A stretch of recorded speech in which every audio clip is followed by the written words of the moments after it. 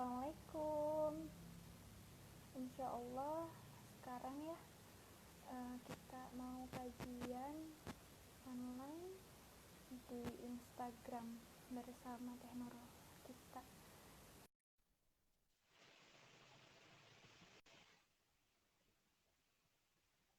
mana ya tentunya?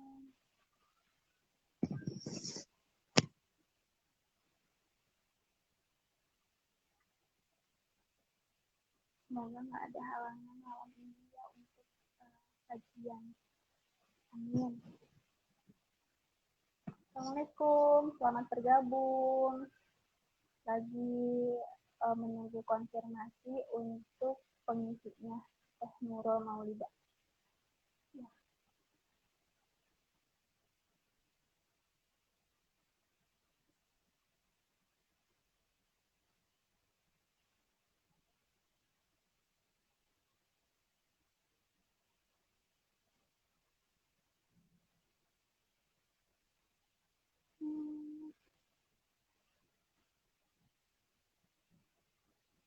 Ya,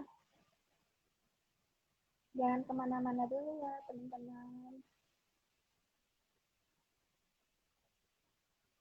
Yang Nurul mana ya? Oke.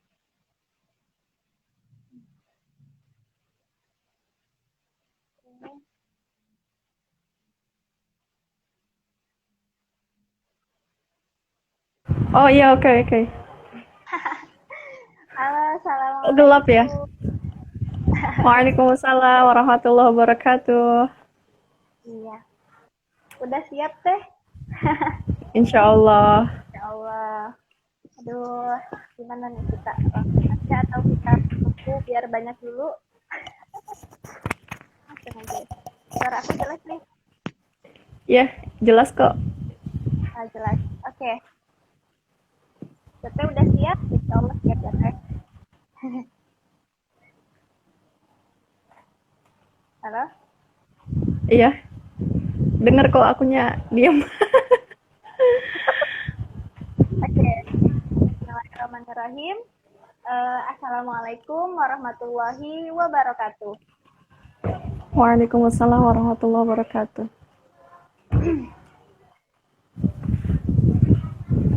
Bismillahirrahmanirrahim.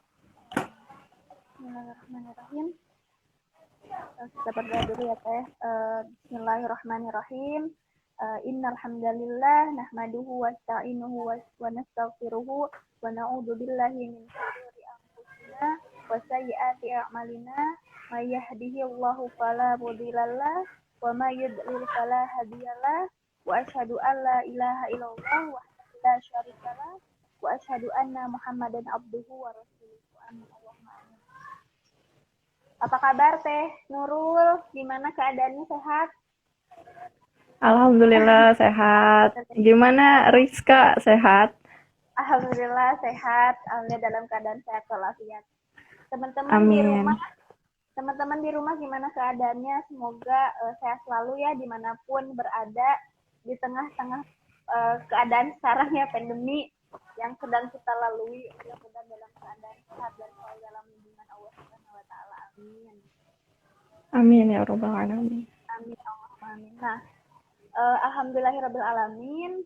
Pada hari ini, pada malam ini ya, Alhamdulillah Allah masih memberikan kesempatan untuk kita untuk bertemu gitu ya dalam kajian yang masih online di live Instagramnya ruang hijrah muslimah dalam keadaan sehat. Nah mudah-mudahan kedepannya setelah pandeminya berakhir gitu ya kita bisa kajian dengan offline. Nah sekarang kajiannya online dulu ya Teh ya, bener gak? Nah oke teman-teman, jadi insya Allah pada malam ini kita akan mendengarkan ya sharing dari Teh Nurul Maulida. Oh ya ini Teh Nurul Maulida teman-teman ya. Kita teh kenalin dulu Mbak. Ya, jadi ini adalah Teh Nurul Maulida yang akan sharing ilmunya untuk kajian kita malam ini ya teman-teman. Nah, insya Allah apa namanya, untuk kajian kita malam ini, temanya kan sudah tahu ya. Ya udah aku kasih tahu lagi deh. Untuk temanya malam ini yaitu apa namanya, sedang ini kan sekarang sedang Maulid Nabi ya, sedang merayakan gitu ya di Maulid Nabi. Jadi temanya kita angkat yaitu wujudkan cinta Nabi yang hakiki. Masya Allah, itu kan temanya bagus banget ya. Nah, untuk kajian malam ini, insya Allah akan apa namanya, disampaikan oleh Teh Nurul Maulida. Kepada Teh Nurul Maulida untuk sharing ilmunya, silahkan. Silahkan Teh Nurul. Iya, terima kasih banyak. Ya. Saya hai dulu ya. Assalamualaikum warahmatullahi wabarakatuh. Waalaikumsalam warahmatullahi wabarakatuh. Iya, alhamdulillahirrabbilalamin. Wal aqibatu lil muttaqin. Wala udwana illa 'alal zalimin. Asyhadu an la ilaha illallah wa asyhadu anna Muhammadan abduhu wa rasuluhu la nabiyya ba'dah. Allahumma arinal haqqa haqqa warzuqna tiba'ah wa arinal batila batila warzuqna ijtinabah. Rabbi shrah li sadri wa yassir li amri wahlul 'uqdatam min lisani yafqahu qawli. Rabbi zidni 'ilman nafi'an warzuqna fahman wasi'an bi rahmatika ya arhamar rahimin. Amin ya rabbal alamin. Iya, jazakillah khair Teh Rizka karena sudah mengizinkan saya untuk sharing-sharing di RHM ID. Semoga akhirnya nggak lepas dari apa yang kemudian Allah qadolkan hari ini, kita bisa berjumpa, kita bisa bermuajahah gitu kan. Dan semoga Allah melimpahkan keberkahan kepada majelis ilmu kita hari ini. Amin, Allahumma amin. Amin ya rabbal alamin. Shalawat serta salam tercurah limpah kepada Rasulullah Muhammad sallallahu alaihi wasallam, kepada para sahabatnya, tabi'in, tabi'ut tabi'in, dan kepada kita selaku umatnya. Semoga kita mendapatkan syafaat dari beliau dan juga diakui sebagai umat dari Muhammad sallallahu alaihi wasallam. Amin ya rabbal alamin. Iya. Jadi tema hari ini wujudkan cinta Nabi yang hakiki. Iya. Berarti menjadikan momentum di bulan Maulid Nabi ini untuk menumbuhkan rasa cinta kita kepada Muhammad sallallahu alaihi wasallam. Iya, jadi aku langsung mulai aja nih. Langsung aja Teh, jangan berlama-lama. Iya, nanti keburu habis ya karena cuma 1 jam. Keburu malam juga Teh ya. Iya, betul. Iya, karena pembahasan kita hari ini mewujudkan cinta Nabi yang hakiki, yang akhirnya nanti akan di-sharing gitu kan. Teman-teman juga boleh men-share, Rizka juga boleh, aku juga sama gitu kan, yaitu mengenai cinta kepada Nabi yang sebenar-benarnya cinta. Jadi bukan cinta semu, bukan cinta palsu gitu kan, atau cinta dusta kayak gitu. Jadi cinta yang sebenar-benarnya cinta. Nah, akhirnya jadi pertanyaan berikutnya, apa yang dimaksud dengan cinta yang sebenar-benarnya cinta? Begitu. Nah, untuk masuk ke pembahasan itu gitu kan, kita juga harus pahami betul. Auto ada pertanyaan dong di dalam benak kita gitu kan. Peringatan Maulid Nabi ini awal mulanya sama siapa ya? Dicetusnya oleh siapa ya? Sejarahnya seperti apa? Kemudian untuk apa peringatan Maulid Nabi ini sebetulnya? Ini jadi pertanyaan sederhana yang butuh gitu loh untuk dijawab kayak gitu. Nah, untuk bisa mengulas itu secara tidak langsung memaksa kita untuk bisa mendorong kita untuk sering membaca. Karena kalau kita tidak sering membaca, maka secara tidak langsung kita tidak akan sanggup untuk bisa menjawab pertanyaan yang muncul dari diri kita sendiri, begitu. Nah, ada banyak versi gitu kan, yang menjelaskan mengenai sejarah Maulid Nabi itu dicetus oleh siapa, pionirnya siapa gitu kan, awal mulanya dari siapa, itu ada banyak versi. Tapi yang akan saya bahas di sini itu nggak banyak gitu. Ya, cuma 2-3 versi gitu. Karena setelah dibaca lagi gitu kan, dicari dari beberapa sumber, tidak diketahui jelas gitu kan, mana yang kemudian paling kuat paling kuat pernyataannya mengenai sejarah Maulid Nabi. Begitu. Nah, tapi di sini kita bisa sama-sama sharing. Jadi yang akan diulas di sini ada 2 versi yang menjelaskan mengenai awal mula peringatan Maulid Nabi. Ini kita bahas ke peringatan Maulid Nabinya.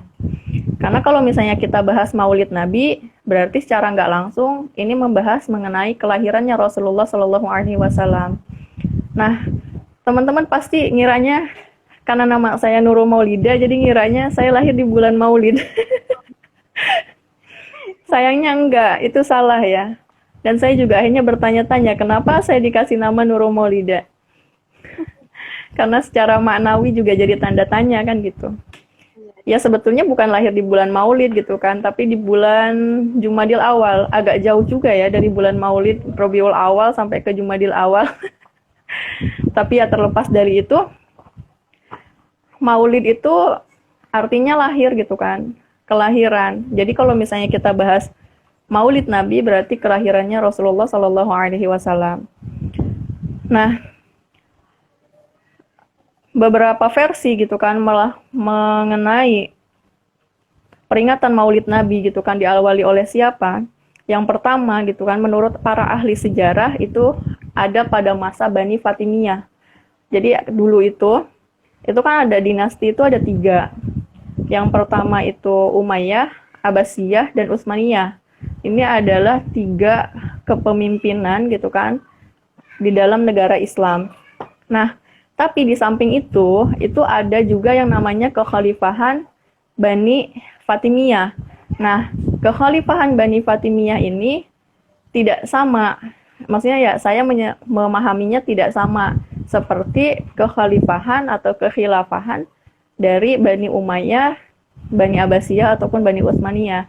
Kenapa bisa begitu? Karena kalau kita bahas mengenai Bani Umayyah, Utsmaniyah sama Abbasiyah gitu kan, ini khas banget tentang penerapan Islam di dalam sebuah negara kayak gitu. Tapi ketika kita bahas mengenai Bani Fatimiyah, ini sudah beda arah lagi.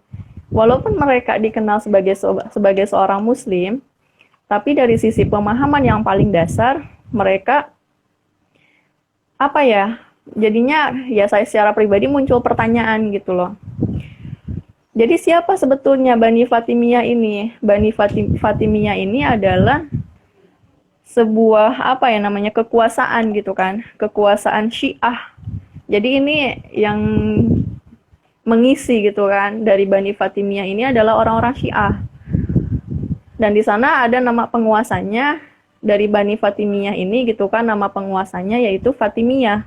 Jadi Fatimiyah ini adalah penguasa Syiah yang berkuasa di beberapa negara. Salah satunya Maghrib, Mesir, dan Syam. Seperti itu. Nah, itu terjadi selama 2 abad. Jadi bisa bayangin teman-teman nanti searching ya setelah ini, apa yang dimaksud dengan Syiah gitu. Karena khawatir nantinya gak jelas gitu. Nah, nanti dari situ akhirnya dicari tahu apa itu Syiah. Kenapa? Karena agak disayangkan juga gitu kan, bukan agak disayangkan tapi sangat disayangkan. Bani Fatimiyah ini berdiri selama 2 abad, 216 tahun kalau nggak salah. Begitu. Nah, mereka juga mengakui sebagai Ahlul Bait Rasul. Jadi dari keturunannya Rasulullah kayak gitu. Makanya kan ini juga nantinya akan berkaitan dengan kisahnya putra dari Ali bin Abi Thalib, Hasan Hussein kalau nggak salah. Nah, nantinya akan berkaitan ke sana gitu kan. Jadi yang paling mendasar ya aku gambarin sedikit ya, yang paling mendasar yang perbedaan dari mereka itu, mereka memahami rukun iman itu salah satunya ada bagian mengimani kepada Ali bin Abi Thalib. Jadi ini kekeliruannya, bukan kekeliruan tapi udah kesalahan gitu kan, kesalahan fatal. Tapi overall gitu kan, hari ini kita bahas Bani Fatimiyah bukan tentang itu. Jadi Bani Fatimiyah ini dulu itu ada sejarawan namanya Al-Maqrizi. Al-Maqrizi ini pakar sejarah. Nah, beliau itu menyampaikan bahwa dulu itu di Bani Fatimiyah itu ada 6 kebiasaan maulid. Berarti ada 6 perayaan kelahiran seseorang. Siapa aja? Pertama Muhammad SAW, yang kedua Ali bin Abi Thalib, yang ketiga Fatimah binti Muhammad, yang ketiga Hasan, Husain dan penguasanya mereka.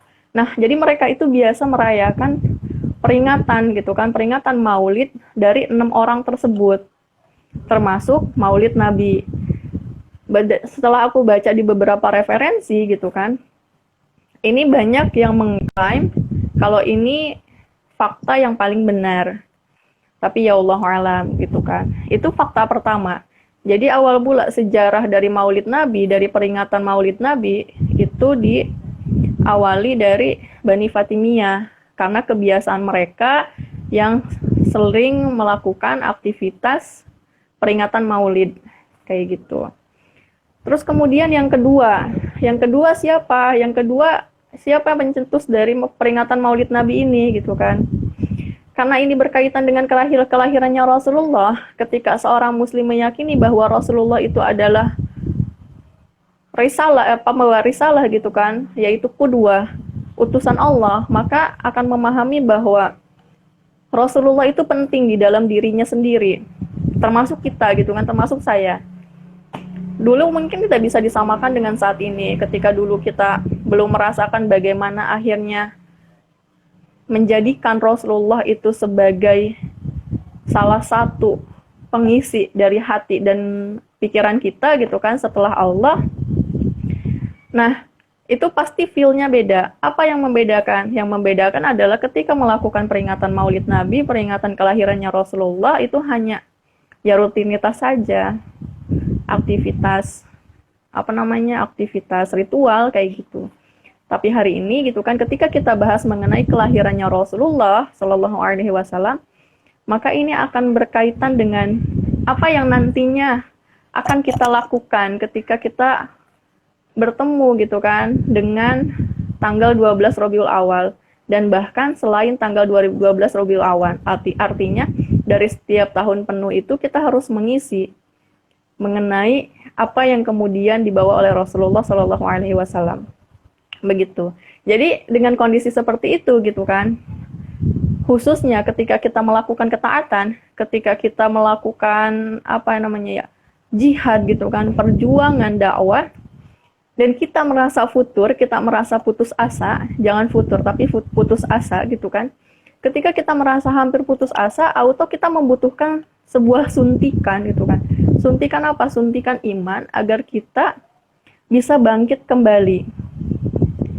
Nah, begitupun ketika dulu, siapa yang kemudian menjadikan Maulid Nabi ini sebagai pembakar girohnya, yaitu Sultan Salahuddin Al-Ayyubi. Beliau ini adalah penakluk Baitul Maqdis. Nah, ketika dulu gitu kan, ada jihad yang dilakukan oleh kaum muslim untuk membebaskan kota Baitul Maqdis gitu, yang dipimpin oleh Sultan Salahuddin Al-Ayyubi. Beliau melihat pasukan yang dipimpin oleh beliau, oleh Sultan Salahuddin itu udah mulai merasakan kelelahan, terus kemudian kecemasan, kegelisahan, bahkan semangat yang ada di dalam diri para kaum muslim sudah mulai luntur. Nah, akhirnya gitu kan, Sultan Salahuddin menginisiasi untuk melakukan perayaan peringatan kelahiran Rasulullah Shallallahu Alaihi Wasallam dengan tujuan membakar girohnya mereka, membakar girohnya kaum muslim agar kaum muslim bisa bangkit kembali melakukan pembebasan Baitul Maqdis, melakukan perebutan kembali Baitul Maqdis yang saat itu dipimpin oleh Eropa. Seperti itu. Nah, tapi dari dua versi ini akhirnya tidak bisa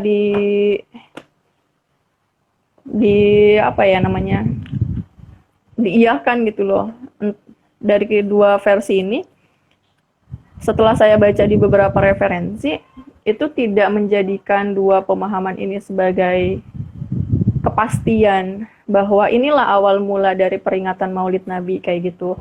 Bahkan menurut bapaknya Najwa Shihab, Quraisy Shihab gitu kan. Quraisy Shihab. Nah, awal mula peringatan kelahiran Rasulullah itu ketika dulu pada masa Rasulullah lahir, di mana pamannya Abu Lahab itu sangat bergembira menyaksikan dan menerima kelahiran Rasulullah. Jadi dari situlah akhirnya disimpulkan bahwa peringatan Maulid Nabi itu diawali dari kegembiraannya Abu Lahab dalam menerima kelahirannya Rasulullah. Dan ini versi ketiga gitu kan. Ya banyak versi-versi yang lain, bahkan ada juga yang menyampaikan dari sejarah Sunni kayak gitu dan lain-lain. Jadi emang banyak versinya kayak gitu. Ya overall terlepas dari itu gitu kan, ada yang kemudian harus kita dijadikan sebuah pemahaman gitu kan, sebuah sorotan di dalam diri kita, di dalam pikiran kita, apa yang kemudian terjadi pada tanggal 12 Rabiul Awal. Jadi yang nantinya akan kita terapkan di dalam diri kita bukan hanya awal mula Maulid Nabi gitu kan, bukan hanya awal mula peringatan Maulid Nabi, tetapi apa yang kemudian akan kita jadikan ibroh dari peristiwa 12 Rabiul Awal. Seperti itu. Nah, apa namanya? Menurut Kiai Haji Sidik Al-Jawi gitu kan, ada 3 peristiwa paling besar yang terjadi di bulan Rabiul Awal, tepatnya tanggal 12. Yang saat ini ya Masya Allah akhirnya Indonesia jadikan libur nasional gitu kan. Di setiap tanggal 12 Rabiul Awal. Apa yang kemudian peristiwa besar apa yang terjadi pada tanggal 12 Rabiul Awal itu? Nah, ini yang kemudian harus dicari tahu, ini yang kemudian harus kita jadikan pemahaman begitu. Pertama, jadi ada 3 peristiwa besar. Yang pertama yaitu dilahirkannya Rasulullah Shallallahu Alaihi Wasallam. Yang kedua hijrahnya Rasulullah Shallallahu Alaihi Wasallam. Yang ketiga wafatnya Rasulullah Shallallahu Alaihi Wasallam. Itu terjadi tepat di tanggal 12 Rabiul Awal. Kayak gitu. Nah, Rasulullah gitu kan, Rasulullah Shallallahu Alaihi Wasallam lahir di hari Senin tanggal 12 Rabiul Awal tahun Gajah. Kemudian saat itu gitu kan, karena Rasulullah itu sudah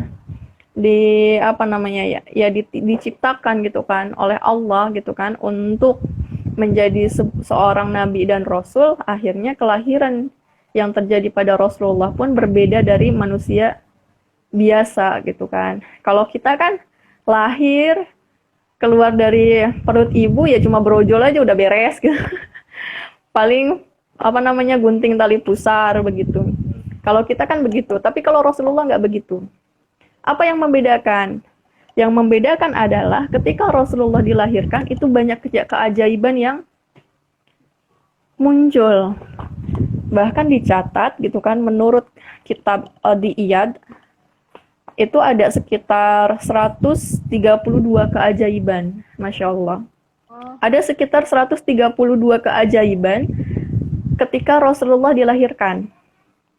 Salah satunya apa?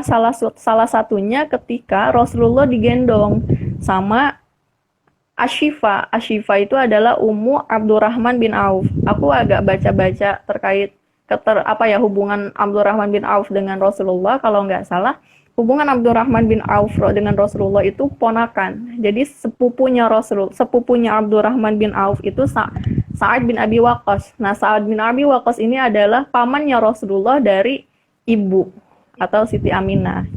Nah, sedangkan Abdurrahman bin Auf ini adalah sepupu dari Sa'ad bin Abi Waqqas. Seperti itu. Nah, ketika Ummu Abdurrahman bin Auf ini menggendong Rasulullah, beliau nangis histeris. Coba teman-teman bisa bayangin nggak sih, ada nggak sih orang gitu kan yang ketika lahiran, dan ini tidak ada, maksudnya secara ikatan darah atau mahram gitu kan, muhrim kita, yang ketika ada seorang bayi lahir nangis histeris gitu. Yang benar-benar histeris, teriak-teriak di jalan, kalau sekarang itu dikiranya, lu gila ya? Pasti begitu kan, lu gila ya? Cuma lahiran anak doang, lu sampai teriak-teriak sebegitunya, sedangkan lu juga posisinya bukan muhrimnya si bayi yang lahir gitu loh. Tapi ketika Rasulullah lahir, ibu dari Abdurrahman bin Auf ini nangis histeris. Dan beliau, nah inilah yang kemudian jadi keistimewaannya dari Rasulullah gitu kan. Ummu Abdurrahman bin Auf ini berdoa. Apa doanya? Rahimakillah, semoga Allah merahmatimu. Kayak gitu.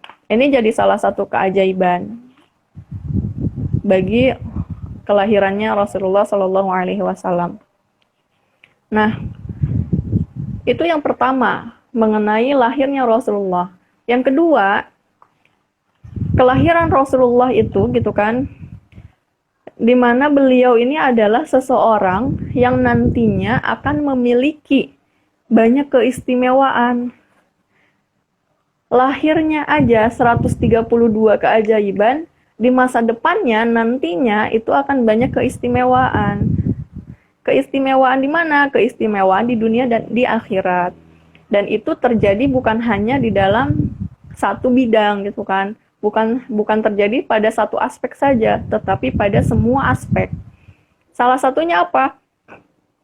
Salah satunya gitu kan, di mana saat itu gitu, Rasulullah menerima posisi sebagai seorang nabi dan rasul, juga menerima sebagai seorang pemimpin negara dalam waktu yang sama. Ini menurut siapa? Menurut Syekh Taqi dalam kitab Nizamul Hukmi fil Islam. Nah, jadi kalau sekarang gitu kan, masalahnya kagak ada lagi rasul gitu. Dan beliau ini rasul terakhir kayak gitu kan. Berarti tidak ada satu orang pun yang kemudian memiliki keistimewaan yang sama seperti Rasulullah, yaitu menjadi nabi dan rasul sekaligus menjadi pemimpin negara. Itu nggak ada, ya kan? Nah, bahkan termasuk Mang Owi sendiri juga sama. Kemudian gitu kan, itulah yang kemudian terjadi ketika Rasulullah lahir, sehingga dari peringatan Maulid Nabi ini gitu kan, kita harus memahami betul apa yang kemudian terjadi pada kelahirannya Rasulullah Shallallahu Alaihi Wasallam. Yang kedua gitu kan, yaitu hijrahnya Rasulullah dari Mekah ke Madinah. Itu juga terjadi pada tanggal 12 Rabiul Awal, tapi beda hari, harinya di hari Jumat. Nah, saat itu gitu kan, beliau itu mau berhijrah, kemudian Rasulullah meninggalkan Gua Sur, tepat pada malam Senin, tanggal 1 Rabiul Awal, kemudian Rasulullah berjalan sampai di Kuba, itu tepat di hari Senin, tanggal 8 Rabiul Awal, berarti dari Gua Sur sampai Kuba gitu kan, sekitar 7 hari. 7 hari Rasulullah berjalan. Nah, setelah sampai Kuba, 4 hari Rasulullah berhenti di Kuba, istirahat di Kuba gitu kan. Sampai akhirnya setelah 4 hari itu, berarti kan tadi tanggal 1 Rasulullah meninggalkan Gua Sur, tanggal 8 Rasulullah tiba di Kuba, 4 hari Rasulullah tinggal di Kuba, berarti totalnya adalah tanggal 12. Nah, tanggal 12 Rabiul Awal gitu kan, tepat di hari Jumat, Rasulullah tiba di Madinah. Disitulah dimana awal mula Rasulullah melakukan perjalanan hijrah. Nah, kenapa akhirnya jadi pertanyaan, kenapa akhirnya Rasulullah melakukan hijrah dari Mekah ke Madinah? Bukankah Muhammad itu adalah Rasul? Kenapa harus hijrah? Harusnya berani dong ngelawan orang-orang Quraisy. Kenapa takut? Itu kan pertanyaan yang paling sederhana ya, tapi kalau misalnya kita nggak baca ya kita nggak bisa jawab. Gitu. Kenapa Rasulullah hijrah? Takut? Enggak gitu, bukan karena takut. Jadi Rasulullah itu hijrah dari Mekah ke Madinah itu karena selama perjalanan gitu kan menuju Madinah itu terjadi bai'at yang dilakukan oleh suku Aus. Nah, kemudian gitu kan selama bai'at itulah akhirnya Rasulullah memiliki banyak bukan simpatisan gitu, tapi udah jadi empatisan. Jadi udah benar-benar banyak pendukungnya, banyak orang-orang yang kemudian berislam. Sehingga hijrahnya Rasulullah dari Mekah ke Madinah itu karena Rasulullah melihat kaum muslim di Madinah sudah siap untuk menegakkan daulah Islam di sana. Sehingga tanggal 12 Rabiul Awal adalah tepat di mana Rasulullah melakukan hijrah. Kemudian yang ketiga yaitu 12 Rabiul Awal juga. 12 Rabiul Awal apa? Wafatnya Rasulullah. Jadi Rasulullah lahir 12 Rabiul Awal, Rasulullah hijrah 12 Rabiul Awal, Rasulullah wafat 12 Rabiul Awal. Nah, Rasulullah wafat itu tanggal 12 Rabiul Awal tahun 11 Hijriah. Berarti 11 tahun setelah hijrah. Kemudian Rasulullah meninggal pada waktu duha, tepat pada hari Senin, dan beliau dimakamkan itu Rabu malam. Jadi Rabu malam dan pertengahan malam, berarti itu kapan ya? Jam 12-an gitu ya. Rabu malam, pertengahan malam. Nah, ketika Rasulullah wafat gitu kan. Kenapa Rasulullah ditunda pemakamannya? Karena saat itu yang dipikirkan oleh para sahabat adalah urgensitas untuk menetapkan siapa yang akan jadi generasi setelah Rasulullah. Sehingga diputuskan khalifah yang akan menjadi khalifah yang akan menjadi khalifatul Rasul itu adalah Abu Bakar As-Siddiq.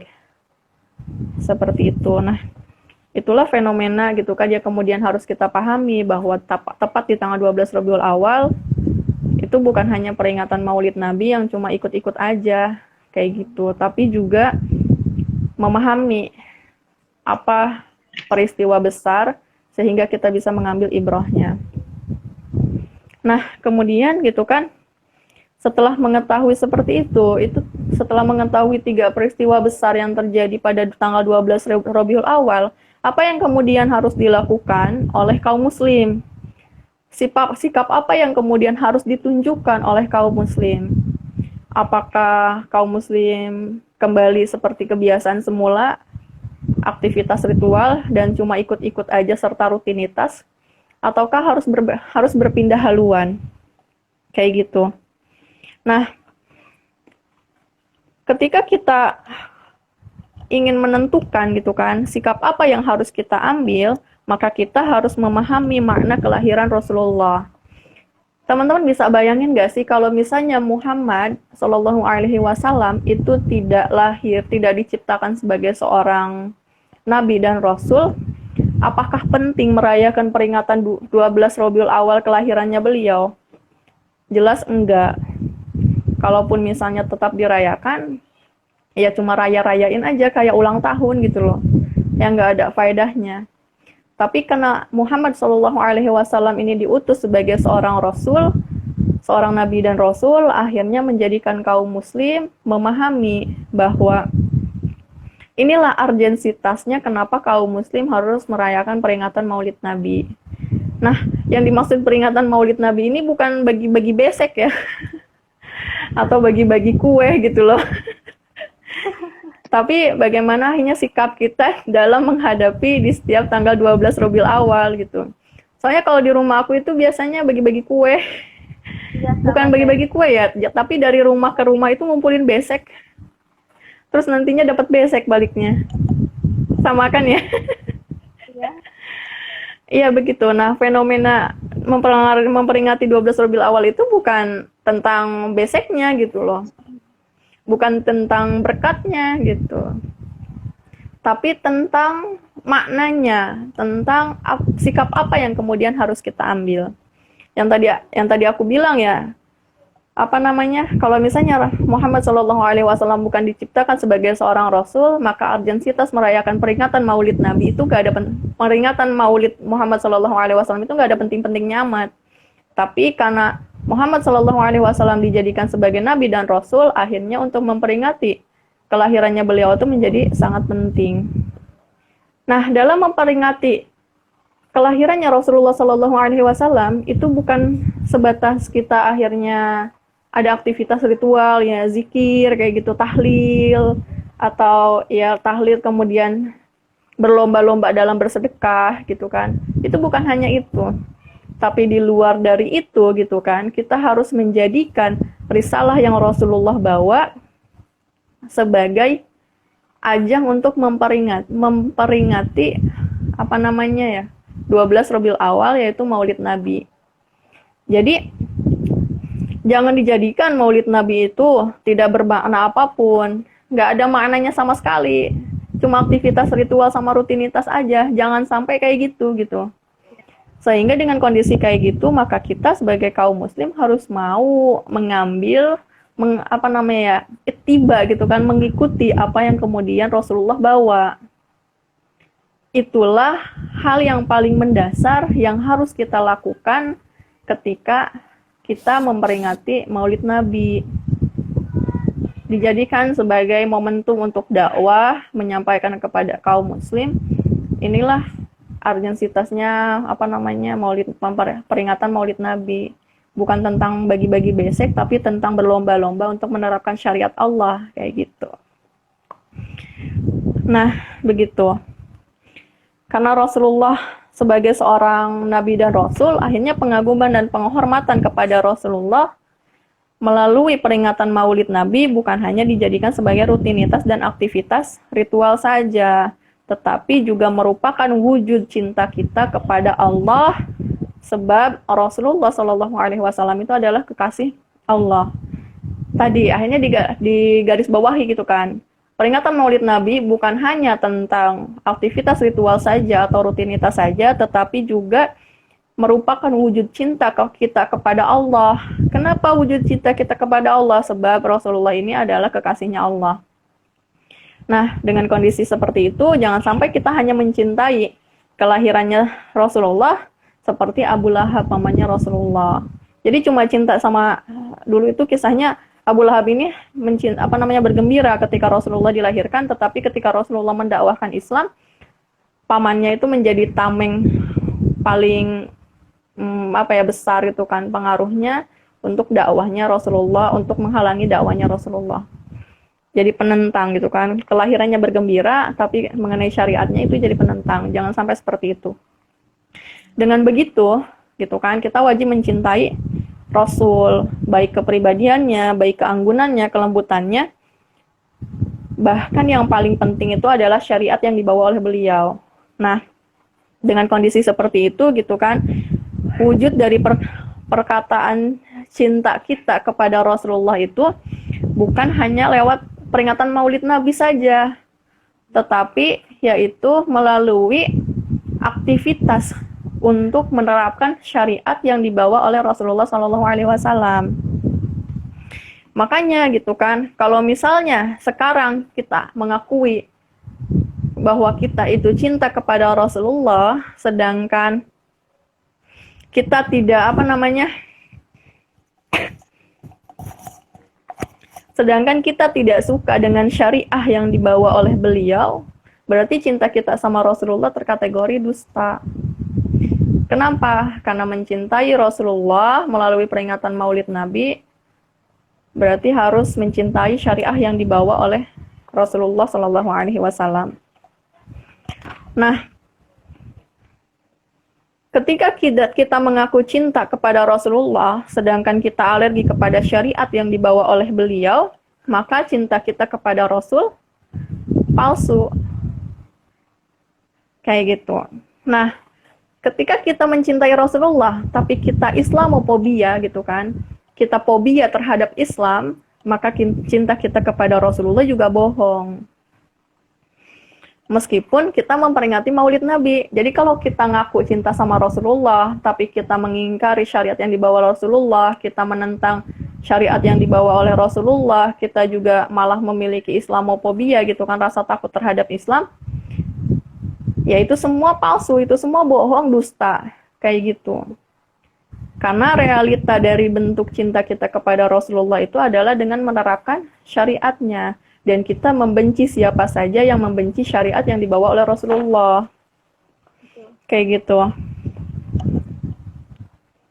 Kemudian cinta pada Nabi itu akan menghasilkan cinta kepada syariahnya. Jadi kalau kita ngaku cinta sama Nabi, harusnya kita menghasilkan syariah, cinta kita kepada syariah yang dibawa oleh Nabi gitu. Jangan sampai kita ngaku cinta sama Nabi tapi tidak ada hasil yang menunjukkan bahwa kita cinta kepada syariah yang dibawa Nabi. Ini keliru gitu. Artinya ketika kita cinta sama Nabi berarti kita sama dengan kita cinta kepada syariah yang dibawa oleh Nabi. Kayak gitu. Nah, ketika kita cinta kepada syariah gitu kan, maka itu akan menghasilkan kerinduan kepada penerapan syariah. Jadi pertama, ketika kita cinta sama Nabi, maka kita harus cinta kepada syariat Nabi. Ketika kita cinta kepada syariat Nabi, maka harus menghasilkan kerinduan kepada penerapan syariah yang dibawa oleh Nabi Shallallahu Alaihi Wasallam. Nah, kerinduan kita kepada penerapan syariah itu harus melahirkan amal, harus melahirkan perbuatan dan perjuangan. Perjuangan untuk apa? Untuk mewujudkan penerapan syariah secara kafah. Kenapa? Karena ketika kita cinta sama Nabi gitu kan, kerinduan kita kepada penerapan syariah yang dibawa oleh Nabi, maka itu harus mendorong kita untuk mewujudkan penerapan syariah itu secara kafah. Kenapa harus secara kafah? Karena Allah tidak memerintahkan kita untuk mengambil sebagian hukum-hukum Allah dan meninggalkan sebagian hukum-hukum Allah. Seperti itu. Apalagi ditambah kondisinya hari ini gitu kan. Islam itu tidak diterapkan dalam semua lini kehidupan gitu kan. Secara individu kita, oke, kita mengaku berislam. Secara masyarakat, enggak. Negara apalagi gitu kan. Ekonomi penuh dengan ribanya, pendidikan masih sekuler. Kemudian budaya masih liberal dan lain-lain.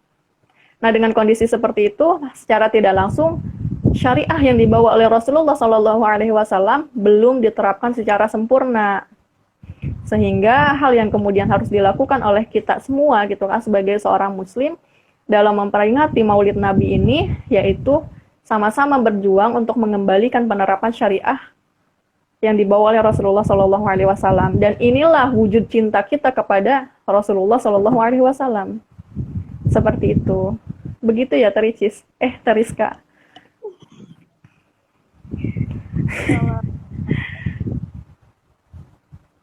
Ya gitu. Ya intinya tadi ya gitu. Intinya ketika kita mengaku cinta kepada Nabi melalui memperingati Maulid Nabi, maka kita harus bisa tersadarkan untuk mencintai syariah yang dibawa oleh Nabi dan berjuang untuk menerapkan syariah yang dibawa oleh Nabi secara sempurna. Begitu.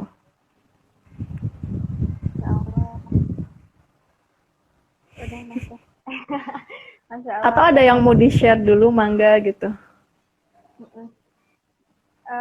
Apa ya?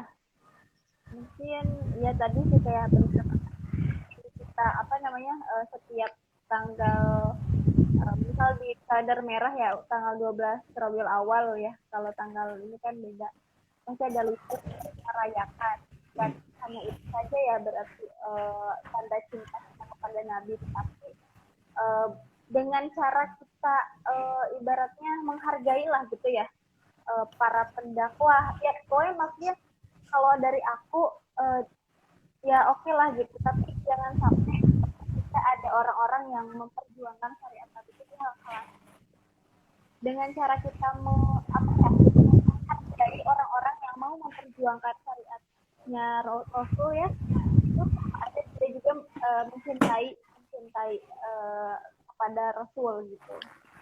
Ini mah udah tidak ini, tapi menentang terus kan, aduh, sebelen gitu ya. Kalau bener banget, apalagi kalau kemarin ya tuh ya yang di press gitu ya, itu kan bener-bener sakit hati ya saya pribadi sebagai seorang muslimah yang memang aduh tidak etis banget sih menurut saya gitu, dan banyak penentangan banget gitu ya. Menurut Teteh itu gimana ya ketika Nabi kita dilecehkan gitu, apa sih sikap yang harus di ini gitu oleh seorang muslim yang ngakunya cinta Nabi itu, apa sih yang harus kita tanamkan gitu ketika fenomena akhir-akhir ini, ya kemarin lah contohnya Nabi dibikin ya karikatur gitu lah Teh. Itu gimana ya Teh? Iya, nah sebelum ke sana gitu kan, aku ingin menegaskan, yuk kita sama-sama luruskan niat kita ketika kita ingin memperingati kelahiran Rasulullah. Jangan sampai tadi kelahiran Rasulullah itu dijadikan sebagai ritual dan rutinitas saja, tetapi lupa akan kecintaan kita kepada Rasulullah untuk menerapkan syariah yang dibawa oleh beliau. Kayak gitu. Terus mengenai bagaimana akhirnya respon kita terkait penghina Nabi gitu. Kalau misalnya pakai aturannya Islam ya dibunuh. Tapi kan masalahnya ya ini ada ukurannya ya. Maksudnya ada apa ya? Jadi ada levelnya gitu loh. Tapi kan masalahnya ini mah udah bukan individu lagi yang menghina Rasulullah, tapi juga didukung oleh sebuah negara gitu. Nah ini yang menjadi permasalahannya. Kalau misalnya ada daulah Islam gitu kan, ya ini harus diperangi karena udah nggak beres kan begitu. Makanya kan dulu juga ada kisahnya, ada kisah yang sama, dan Perancis itu termasuk salah satu negara yang tidak berhenti untuk memerangi kaum muslim. Bukan hanya memerangi kaum muslim, tapi juga memerangi Islam. Tapi overall gitu kan, terlepas dari apa yang kemudian harus kita lakukan dari sisi apa namanya ya, syariah Islam yang betul-betul yang sesuai dengan nas-nas syara gitu kan, ada hal yang paling sederhana yang bisa kita lakukan secara individu kita, bahkan secara lembaga dakwah. Kayak gitu. Jadi kalau misalnya kita ukurannya ngelihat mereka itu kan kafir harbi, kafir yang harus diperangi. Tapi kan yang memerangi mereka itu tidak secara individu ataupun kelompok, harus secara negara. Nah, kondisi saat ini negara itu belum ada gitu. Tetapi hal yang paling mendasar yang kemudian kita pahami gitu, ketika kita itu kan diberikan sama Allah gitu kan, itu potensi gorizah bako. Nah, sebetulnya ada larangan marah, tapi juga ada kewajiban untuk marah gitu. Larangan marah itu apa? Larangan marah itu ketika kita bermusuhan dengan kaum muslim. Sesama kaum muslim itu nggak boleh marah, kayak gitu. Makanya ada jangka waktunya, berapa hari? 3 hari. Tapi kalau misalnya sama penghina Rasulullah, sama orang-orang nonis yang dia itu jelas-jelas menghina Islam, itu kita harus marah, kayak gitu. Tapi kondisi saat ini, ketika kita marah itu justru dijadikan ajang manfaat sama mereka. Kenapa dijadikan ajang manfaat? Justru mereka melakukan hal itu tuh supaya memancing emosinya kaum muslim. Jadi di era sosial media saat ini gitu kan, jangan sampai kita mudah terpancing oleh mereka. Justru yang kemudian harus kita lakukan yang paling sederhana itu adalah kita jangan sampai lupa seperti apa sih sosok Rasulullah SAW itu. Kalau misalnya kita lupa, berarti kita harus kuatkan agar tidak lupa. Kita harus cari tahu kembali. Tujuannya apa? Tujuannya supaya ketika nanti ada hal serupa, kita memahami betul sifat Rasulullah itu seperti apa. Kayak gitu. Karena kan akhirnya kekurangan ilmu dari orang-orang, punten gitu kan, dari orang-orang tertentu yang akhirnya menyulut emosi mereka, dan mereka malah mengeluarkan kata-kata kasar. Dan itu tidak berdasar gitu kan. Secara fakta kurang, secara analisa kurang, apalagi secara syariah, hujah gitu. Sehingga dengan kondisi seperti itu yang menurut aku secara pribadi, ya kita harus lebih memahami betul seperti apa sosok Nabi kita gitu. Kemudian setelah akhirnya kita memahami betul seperti apa sosok Nabi kita, jangan sampai kita terputus di situ. Artinya kewajiban untuk menuntut ilmu, kewajiban untuk mencari tahu siapa Rasul dan Allah kita, itu harus dilakukan setiap saat. Itu harus dilakukan terus-menerus, sehingga kita juga bisa bersikap ketika ada seseorang atau ada sebuah negara yang nantinya akan menghina Rasulullah. Karena kan kalau misalnya bahasanya Al-Quran gitu kan, kata Allah itu, apa ya, ya sampai kapanpun gitu kan, Yahudi dan Nasrani itu tidak akan ridho. Sampai akhirnya kita mengikuti mereka gitu. Jadi ya sampai kapanpun intinya mereka itu tidak akan pernah berhenti untuk memerangi kaum muslim. Tidak akan pernah berhenti untuk memerangi Islam. Kayak gitu. Jadi ya udah, jadikan ini sebagai ajang untuk meningkatkan taraf berpikir kita, untuk meningkatkan keimanan kita, untuk meningkatkan ketakwaan kita. Di samping itu, kita juga tidak melupakan tadi yang aku bilang, kembali kepada Islam secara kafah. Untuk apa? Untuk bisa membantai orang-orang seperti itu. Untuk bisa membumi hanguskan orang-orang seperti itu, bahkan sebuah negaranya. Kalau kita tidak ada aktivitas dakwah dan kita hanya berhenti untuk diri kita sendiri, maka ya itu tidak akan terjadi. Mereka tidak akan bisa berhenti untuk tidak menghina Rasulullah Shallallahu Alaihi Wasallam. Makanya sistem kapitalisme itu gitu kan, sistem yang diterapkan saat ini yang tidak berdasar kepada Islam itu hanya akan bisa memelihara orang-orang yang menghina Rasulullah. Jadi hal yang harus dilakukan adalah berjuang untuk mengembalikan sistem Islam agar bisa membumi hanguskan orang-orang yang menghina Rasulullah. Gitu. Intinya yuk sama-sama ngaji gitu. Jangan sampai ditinggalkan. Karena ini adalah kewajiban. Ya selain kewajiban juga akan ada banyak manfaat untuk masa depan yang bisa kita lakukan untuk menjaga keimanan dan keislaman kita serta dakwah Islam. Bahkan sampai daulah Islam. Seperti itu. Masya Allah. Masya Allah, penjelasannya sangat ringkas tapi padat dan jelas gitu teh. Betul banget ya. Mungkin tadi ya saya tarik kesimpulan dari penjelasan teteh tadi betul.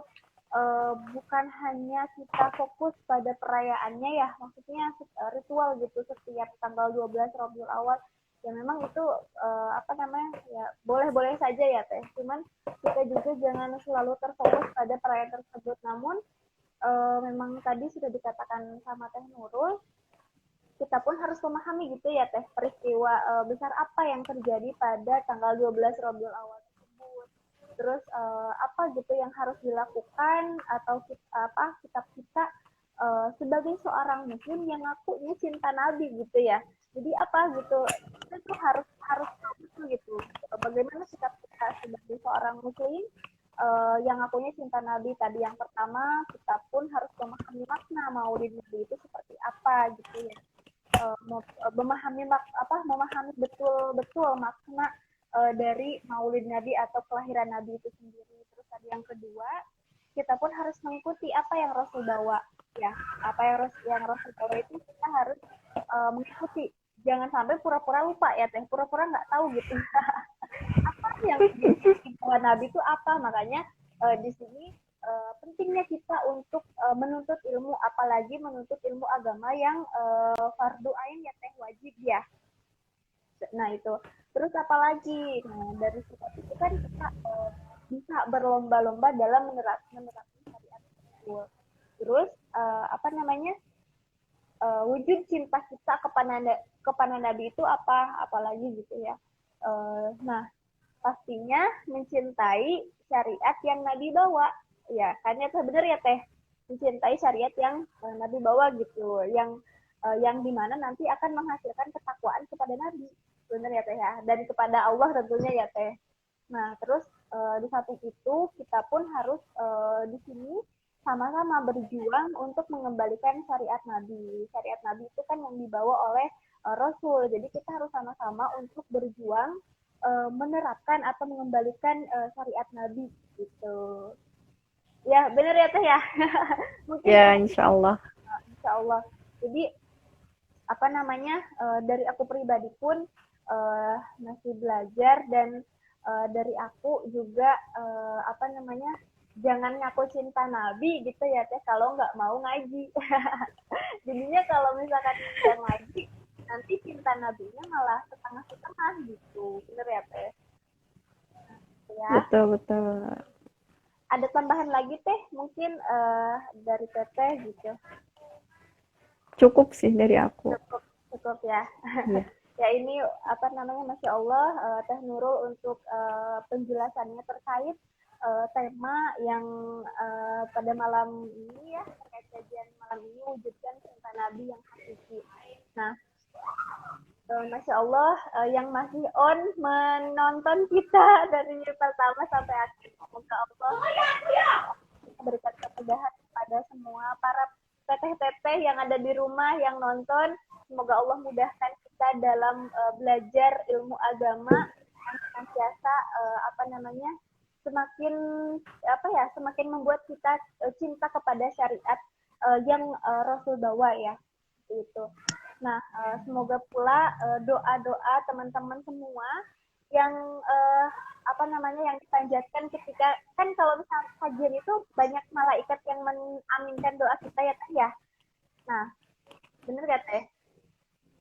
Benar ya. Mm-mm.